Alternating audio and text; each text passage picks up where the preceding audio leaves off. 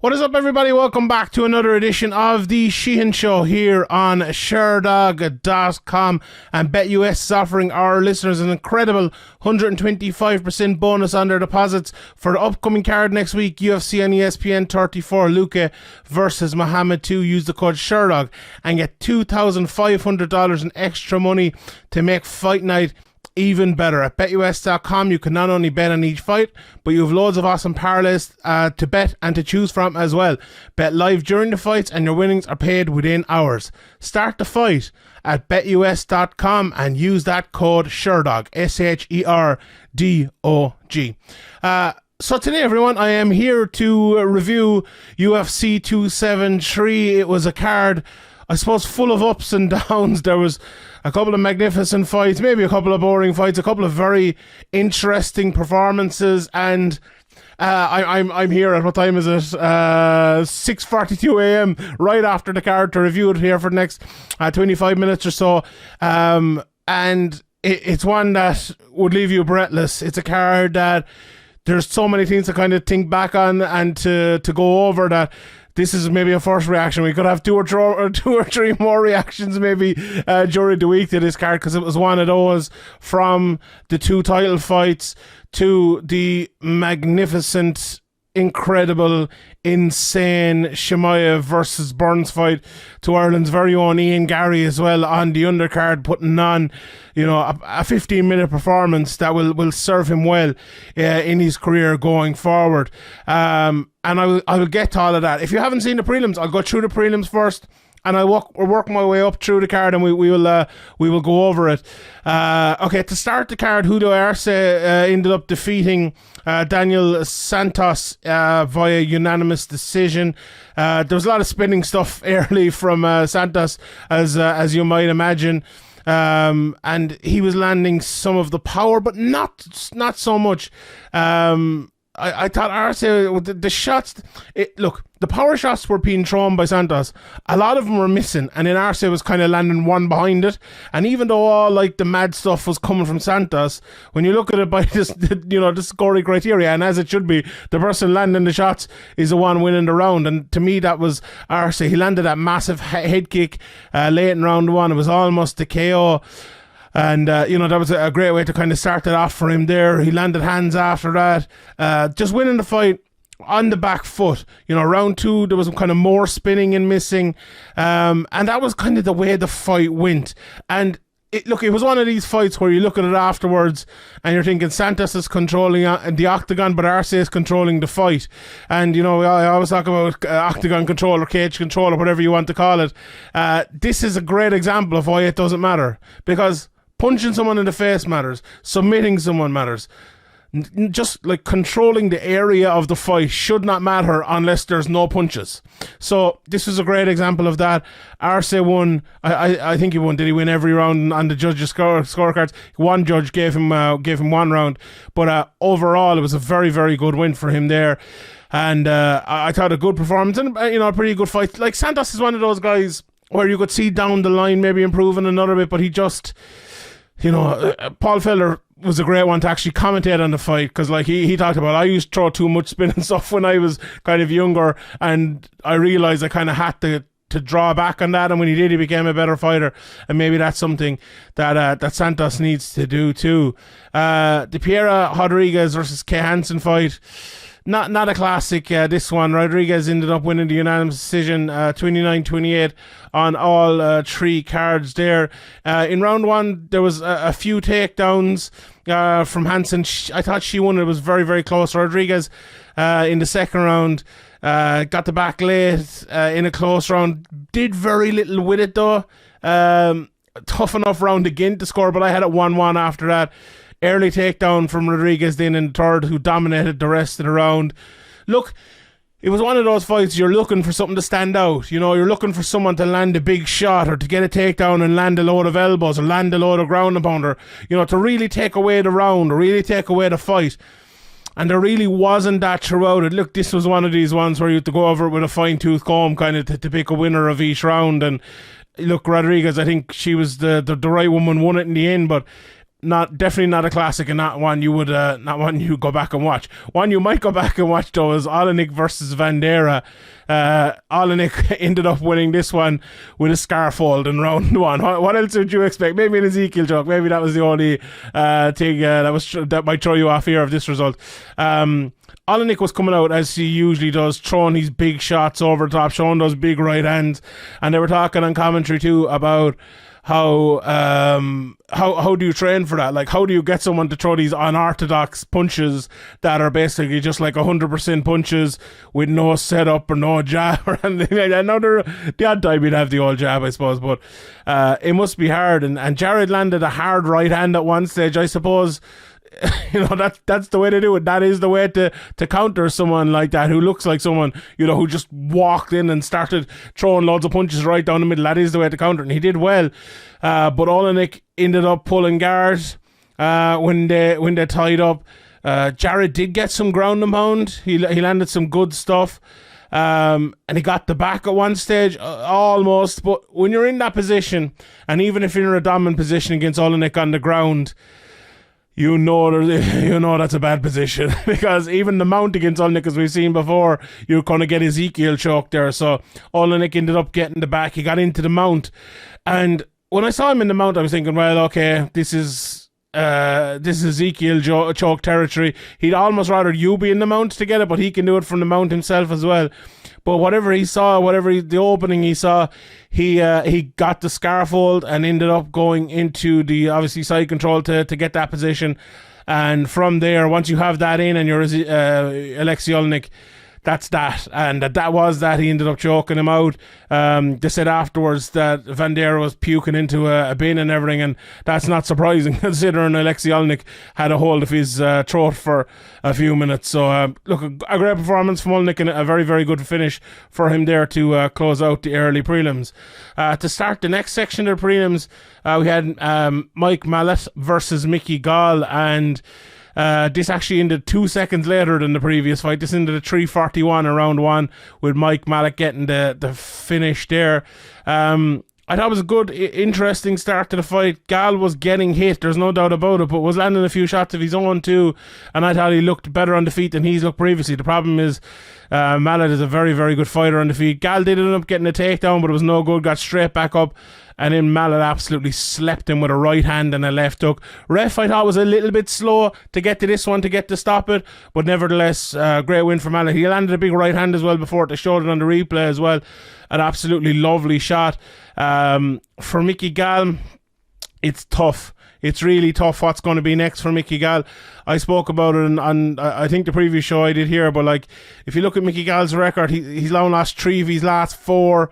Okay, he had that win against Jordan Williams, will probably save him for another couple of fights, but he's getting on now as well. It's funny, you kind of always think of Mickey Gall as this young up and coming fighter, but he's 30 years of age now with 12 fights, 7-5. Like, the UFC are not just going to keep him around because he's Mickey Gall for a very long time, I think, so he needs to be winning there. But Mike Malott, he looked good. He dealt with everything Mickey Gall threw at him. He dealt with that takedown attempt. He dealt with the new improved Mickey Gall striking, but his striking was just a level above, a few, I nearly cursed there, a few levels above. But it was very, very good, and a very good win for him. And you know what? I might have a matchup for him later on, but we'll get to that in a second. Then the Raquel Pennington versus Aspen lad fight. Another one that wasn't a classic here, I'm not going to lie. Round one, very slow, but then kind of quickened up a little bit. Rocky early was winning, then Lad kind of came into it, but they thought the 2 big late shots from Pennington kind of won her that round. Southpaw, Lad was fighting out of Southpaw for a good share of the fight, almost, the whole fight. And I think Paul Felder was the one who said it in commentary. I don't know if that's suiting or not, and I think he was probably right. I thought Raquel was landing easier in the second round, and it was getting a bit harder for Lad, who in the third round got a few takedowns and won, that round with the wrestling. But it was one of these fights where it was 2-1 and you're looking in the third round. It was pretty obvious. I think it was 2-0 going into the third round, and you're looking for Lad to get the finish in the third round, and there just wasn't enough there from her. There just wasn't enough coming. It didn't look like she was going to get the finish at any stage. And it's a big blow for her. You know, speaking about her beforehand, you're talking about maybe she could be the next one to get the title shot, but this is another blow for her yet again now. When Raquel Pennington in, I suppose it's the opposite. She has won, 4 in a row now, beating lad Sheehan, Penny Khamzat, who's fighting next week, and Marion Renault as well. So a very, very good run for her at the moment, and she could be, you know, back towards the title shot. Who did she call out afterwards? Oh, who did she call out? I don't know. I look up I'll find out. I look up the rankings here, and I'll find out. But it was a good call out from from what I remember anyway. But yeah, if it was that good, I probably remember it a little bit better. But anyway, yeah, it was. Look, she called out Sarah McMahon. So Sarah McMahon, ranked number 8, Pennington ranked number 7. So you know that is a useful call out, I suppose, and a good one for Raquel Pennington, who is probably not getting a title shot next, maybe a number 1 contender fight, but you know that'll probably move her up a little bit. So she was, I suppose she was wise to do it. I don't know if the fight of the night has been announced yet. Well, this probably isn't it actually, but this was the fight of the prelims. I think Anthony Hernandez, Fluffy versus Josh Fremd. What a fight this was! It was so exciting. Back and forth, an absolutely brilliant fight altogether. A huge pace from Fluffy Hernandez early. I kind of said, did they call him Fluffy Hernandez because he's as much cardio as the Energizer Bunny? I think that's why it is. Just never stopped. Had a couple of guillotines early. Fremd landed when they got up, but Fluffy landed another takedown late and kind of smashed him with a knee to the body in some shots. I thought there was a great job by Mark Montoya in the corner of Fremd. Just to calm him down. You could see Fremd was panicking. The pace that Hernandez was putting on him was absolutely crazy, and for a lot of people there, it could have gotten away from him, but Mark Montoya did a great job. And look, it even got worse, I suppose, at the start of the second round. Immediately a takedown for Fluffy Hernandez. Fremd ended up getting on top, nearly got a guillotine. He was on the top looking for an arm triangle then. Managed to get, there was another takedown. He was controlled against the cage. And then there was a late guillotine attempt from Fluffy Hernandez again. So 1-1 at that stage, I think. But in the third round, Fluffy took it away. He got a takedown early. Then they got back up. He got a bit of a slam, which was nice. He was winning the scrambles then. And his cardio was just too much. Fremd couldn't cope with it. He was just worn out at this stage. Hernandez ended up taking the back. The cardio, as I said, was just too much, and Fremd was absolutely wrecked. Almost got an inverted triangle yet, and I think he won the fight 2-1. Ended up winning the first and the third there. Before I get to Ian Garry, I must tell you that the upcoming UFC on ESPN 34, Luque versus Muhammad, is more fun when you bet at betus.com. Use the code SHERDOG and get an incredible 125 bonus up to $2,500. Luque is a favourite at the moment, so get in now, or even choose to win via TKO to increase your winnings. At betus.com, you can make the fights even more fun by betting throughout the fights. Start the fight at betus.com. Use the code SHERDOG. Right, let's talk about Ian Garry, who had 15 minutes against Darian Weeks. Look, it wasn't a blow-away performance. It wasn't a bad performance. I thought it was a solid performance and great experience for Ian Garry. Look, it's funny. It's one of these things that a lot of people say when he coming into the fight, oh, he's all hype, right? And then after the fight, they go, oh, he didn't live up to the hype. He's not the next Conor McGregor. He's not the next big thing.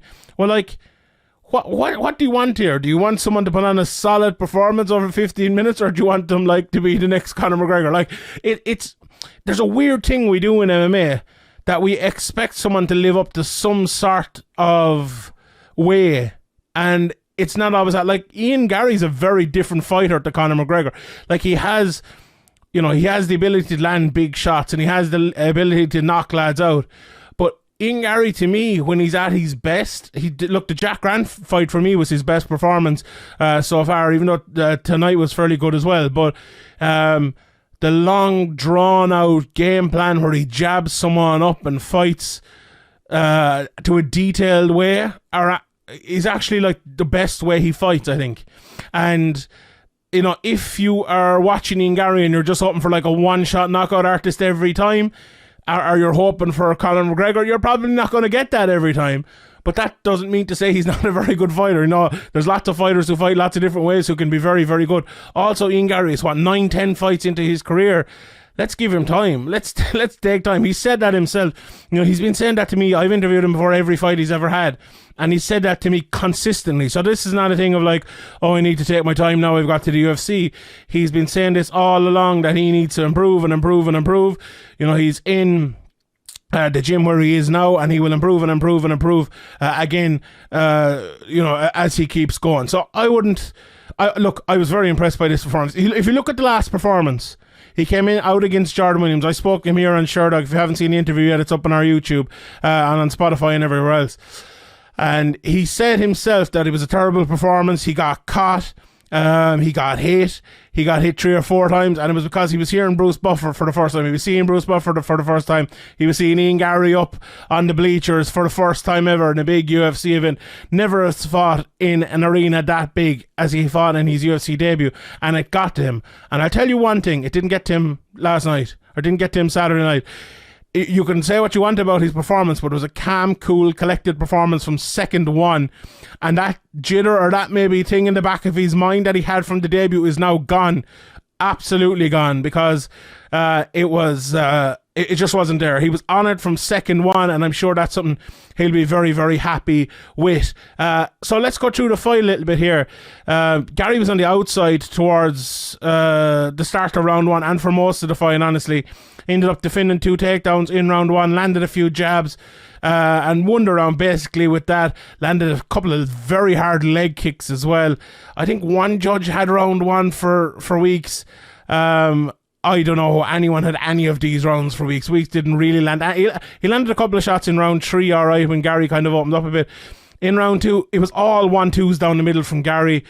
Defended another takedown against defense, but Weeks just landed nothing at all. It was all Garry 1-2s down the middle, but not too many of them. It wasn't like Garry was running away with the fight, but he was defending what Weeks was doing so well that everything he landed was basically him just getting ahead and ahead and ahead and ahead throughout the fight. So it was a weird one, because it wasn't a blow-away win, but it was almost like a win to nothing, if you get me. The round 3, I thought he would look better, and by looking better, he almost gave a little few openings to Weeks, but he made it worse on Weeks too. He hurt him at one stage, but he stayed calm and cool and collected, and he got better, I thought, as the fight went on. So it was a good 3-round exercise for Ian Garry, and I think he goes, he'll go from strength to strength after this, because I think, look, on one side of it, someone said to me over on Twitter tonight, you don't want to be like, Tom Aspinall, where you're getting really tough fights, main events, 5 rounds at a stage of your career where, are you ready for it yet? Now, Tom Aspinall has shown he is, but some other people have shown they aren't. And for Ian Garry in that division at welterweight, where it's so good, where he's still so young in his career, he's probably better off not having a blow-away performance that might get him, a UFC Dublin headline and spot or something next. So he's, for one night of people saying, oh, he's not living up to the hype, he might be better off. But anyone, I think, with a head on their shoulders, who's looking at long-term for Ian Garry and not just thinking, oh, is Ian Garry living up to his hype? This was a good performance and a good moving performance in his career as well. And also, congratulations to Ian and his wife Layla. Ian announced afterwards that they're expecting a baby, so very, very good stuff from them and their new and growing family. So congratulations to Ian and Layla as well for that. Even who you're betting on at UFC on ESPN 34, Luque versus Muhammad. Can you bet on Bilal to beat the odds and defeat Luque, or is the Brazilian winning inside the distance a given? Get your bets on this weekend at betus.com. Use that code SHERDOG to get a 125% bonus. BetUS.com has been taking bets for well over 25 years, and there's a reason it's the #1 UFC sportsbook. With more betting options, live betting at games, BetUS.com is your new home for UFC betting. Start the fight at BetUS.com. Use the code SHERDOG, SHERDOG. Let's talk about the main card. Vinc Pichel versus Marco Madsen started it off. Very close round 1, I thought. Madsen looked good with his hands. Looked better than he's ever looked, I think. But it was still a very close round. He did end up getting a takedown. Pichel landed a few shots. Madsen landed a few shots. it was one of those where it's very, very hard to call. Round 2, Madsen was winning, but Pichel ended up getting a late heel hook and hurt him with a few shots. Pichel also got a takedown late as well. In the third, there were some nice shots early by Pichel. Both got so tired though, and then there was a massive takedown for Marco Madsen, which was so easy because of the tiredness levels. It was okay ground and pound, it wasn't massive. He was on top though for over 3 minutes, and whenever that happens, when you land some ground and pound, you're going to end up winning that round, and he did, and he ended up winning the fight by unanimous decision. 2 judges had all 3 rounds for him, and 1 judge had it 29-28 for him. So that was one of my bets for the week as well. So a very, very good performance there from Marco Madsen. Maybe not blow away again. You know, we talked about it before. I talked about it in the preview, and I talked about it in other places as well, that look, it's time, even though Vinc Pichel is older than him, but he's kind of had a good career and he's had a good try at it anyway. It's time now for Marco Madsen to take that next level. He had this fight against Pichel. He fought Clay Guida last time out. He needs a step up as well after being, I think, what did I say, 3-time Olympian on the broadcast. So he needs to move on to that next level and to see where he's going to go. And this was a good win and a good performance for it. You could say the same, I suppose, about Mackenzie Dern, who beat Tecia Torres by unanimous decision. She won split decision with 29-28 split between the 3 of them. This was an interesting fight, and maybe not the best fight in the world again either, but I did like what Dern was doing throughout the fight, and what she, improved striking, and she went for the takedown more, and she pulled guard, she went for flying triangles and stuff like that, and that's what you want, and we'll get more to Aljamain Sterling later on. That's what you want from grapplers, especially someone like Mackenzie Dern, who's a high-level grappler. So there was lots of small shots from Torres in the first round, but I think the scoring on that was as simple as Dern landing the more impactful shots, and I think she did, by far. And I really think she won that first round. Dern went for the flying triangle in round 2, ended up getting the body triangle standing, almost got a Kimura at one stage. Torres did a great job of getting through that, or the double wrist lock as you'd call it. Almost got a leg lock as well late, but she just, and this is the thing with Mackenzie Dern, she did it in one fight recently as well. She just won't go for things quick enough. Like, there's 45 seconds left on the clock. You are deep in that leg, go for it. Even if you lose position, end up back in the feed, what does it really matter? You could end up winning the fight for her, but she just won't go for things in those positions, and it's very, very frustrating to watch when you know the quality she has in that area, and she just won't take it and go for it. Very frustrating at times. But anyway, she was 2-0 up at that stage. She got hit with a hook kick at one stage, and then an up kick as well in the third round, and a close enough round apart from that, so you probably give that one to Torres there. So 2-1 to Mackenzie Dern. A good performance, a solid performance, but again, will she be threatening the people up the very top of that division? I don't know. I don't know about that. So let's talk about Burns versus Chimaev, and where do we go? I realised like halfway through the second round that I stopped taking notes because it got so insane. But look, I suppose it started off with Chimaev sitting up in the cage before the fight started. He got an early takedown after that. I thought Gilbert Burns looked so nervous, and he kind of started off nervous as well after that takedown. But he was landing the better shots, but Gilbert Burns was countering him at all times. Gilbert Burns wasn't afraid of him. He wasn't afraid to strike with him. Chimaev ended up knocking him down with a jab, but Gilbert Burns kept going. He went for an armbar.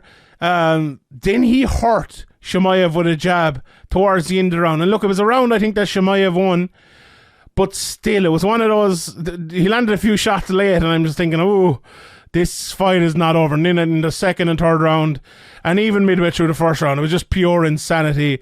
The second round went to Gilbert Burns, as far as I can remember. I don't know. What time is it now?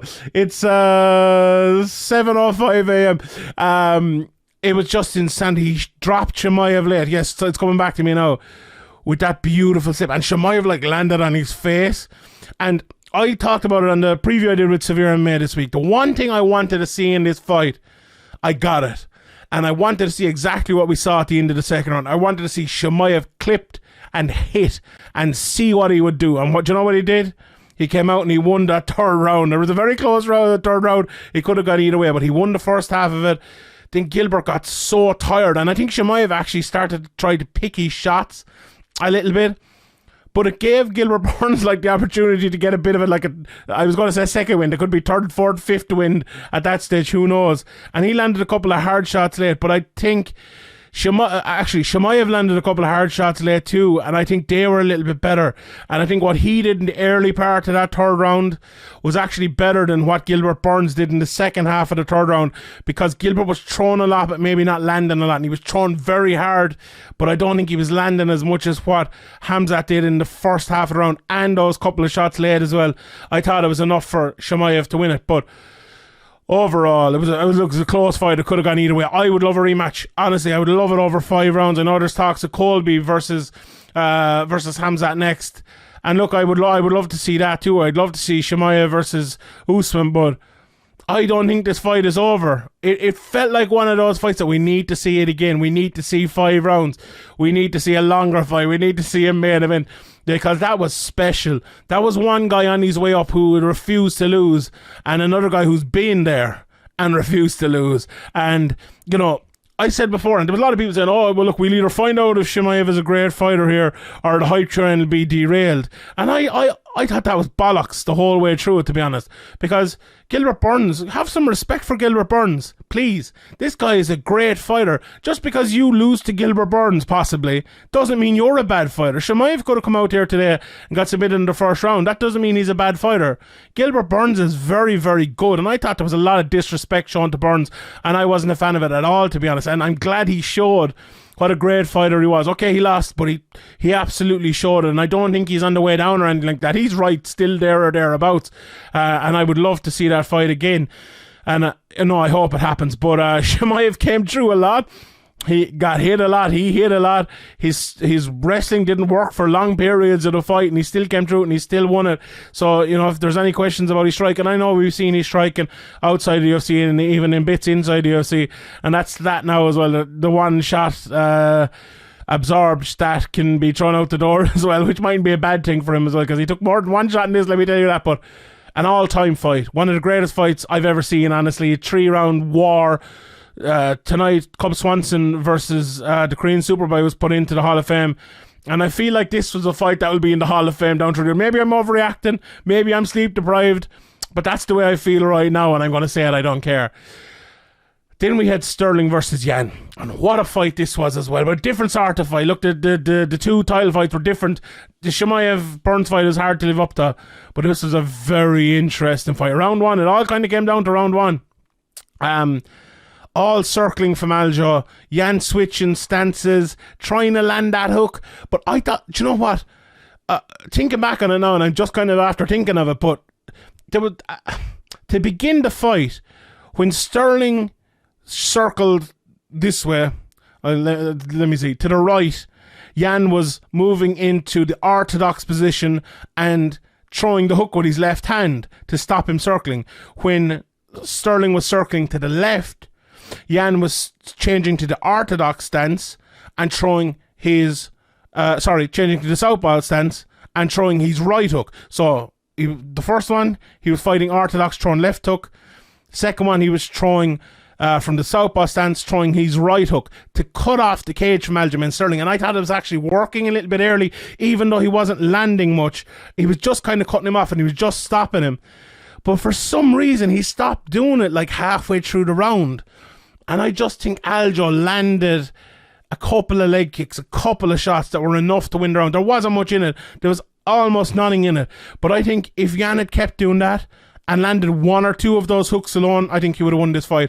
I honestly think that is the deal. Now, thinking back on him, and I need to go back and watch the fight again, obviously. But that to me, if we're going back and we're looking at it as round 1 being the big one, that could be the whole changing of the fight. But Sterling changed the fight massively in round 2. He got the back and he was dominant in round 2. He chained takedowns together after a lovely single leg, landed some big shots, but Yan defended well. In the third round it was a double leg from Aljamain Sterling that did the job for him. He was on the back almost for the whole round, and at that point I was looking at it and I was saying Aljamain Sterling is 3 rounds up, and it turned out to be correct because Petr Yan needed a finish in. Did get on top in the 4th round, but he didn't land much, and it wasn't one of those ones where is the finish coming. He did land a couple of hard shots, but not really. Aljamain Sterling almost got a takedown in the 5th, but Yan got up, and Yan landed a hard knee, which stung him in that 5th round. Ended up controlled on the ground for a minute. Aljamain Sterling missed the takedown, but held on with Yan on his back. But Yan won that round, I think. So Yan won the 4th. The 2nd... Yan won the 4th and 5th. The 2nd and the 3rd were Sterling's, and then it all came down to the 1st. And it was razor thin. It was really, really razor thin. But look, it was one of those fights. You look at it at the end and you think who won, and I think most people would probably say Aljamain Sterling won the fight. And I think I'm kind of glad he won it. He deserved to win it, to be honest. After watching that fight, the way it transpired. Yeah, look, it's one I don't think anyone would be surprised if we saw it again down the line. He called out Tecia Dillashaw afterwards, and that looks like the fight it's going to be next. So Aljamain Sterling wins the belt. If you didn't see the fight, he won the split decision 48-47, 47-48, 48-47. And then in the main event, Alexander Volkanovski put on an absolute clinic. Just came out in the 1st round, looked so much quicker against Korean Zombie. Landing in attack and with his counters. He got a takedown with a minute left in the 1st round. Zombie got up quick, but he was just sliding in left hooks throughout that 1st round. In the 2nd, I thought Zombie landed 2 nice front kicks in the middle of a load of Volkanovski shots, but Volk was just too quick. Landing hard and then kind of slipping out just like a step away from where the Zombie could hit him. Volkanovski hurt him badly, but Zombie landed a couple of counters, takedown by Volkanovski then, and he got another one late after some hard shots in the 3rd round. I thought Zombie looked more confident, but it actually led to him being caught with more and landing even a little bit less because Volkanovski is just so much quicker. It was a takedown in the middle, but the Korean Zombie stopped it. Heavy knockdown then late, and he almost finished him late, and that was a 10-8. A lot of talk between the rounds. That it could be stopped. It was one of those ones, if it would have been stopped, it would have been a great stoppage, but I don't think it was one of those ones that absolutely needed to be stopped there. But I'm so glad that Herb Dean ended up stopping the fight the way he did, and I've given Herb Dean probably more stick than anyone, but this was a great stoppage. Volkanovski landed a few shots right down the middle, hurt the Korean Zombie. He was not intelligently defending himself on his feet, and Herb Dean went in and he just pulled Volkanovski away and stopped the fight. A fantastic stoppage. As someone, I'll say it again, I've given her plenty of stick, but this was a great stoppage.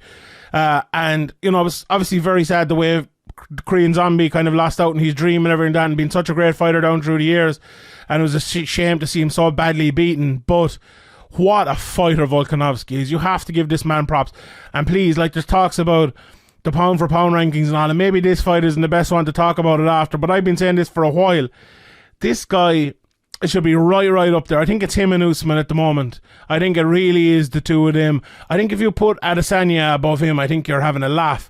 This guy is a better fighter than Adesanya, well-rounded. He can wrestle. He can stop takedowns. He can land big shots. He's finishing guys now as well. He can go to, toe-to-toe with a striker like the Korean Zombie and beat him. He can go toe-to-toe with Max Holloway and beat him. Toe-to-toe with Jose Aldo and beat him. This guy is a tremendous fighter, and please respect him. And I definitely think he needs more of it. He'll probably be fighting Max next, which is a little bit of disrespect to me after beating him twice. But anyway, look, it's going to be another great fight again. I'd love to see him fight Arnold Allen. I think that'd be a very, very fun fight. But I'll watch Volkanovski every time he fights from now until the end of time. that was like a Cascada lyric there.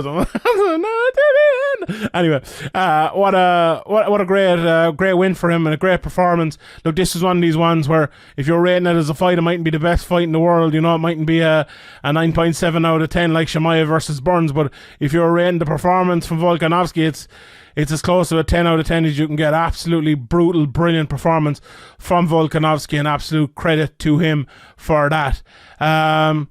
So yeah, before we go, I must tell you and ask you even who you're betting on at UFC on ESPN 34, Luque versus Muhammad. Can you bet on Bilal to beat the odds and defeat Luque, or is the Brazilian winning inside the distance a given? Get your bets on this weekend at betus.com. Use that code SHERDOG to get 125% bonus. betus.com has been taking bets for well over 25 years, and there's a reason it's the #1 UFC sportsbook.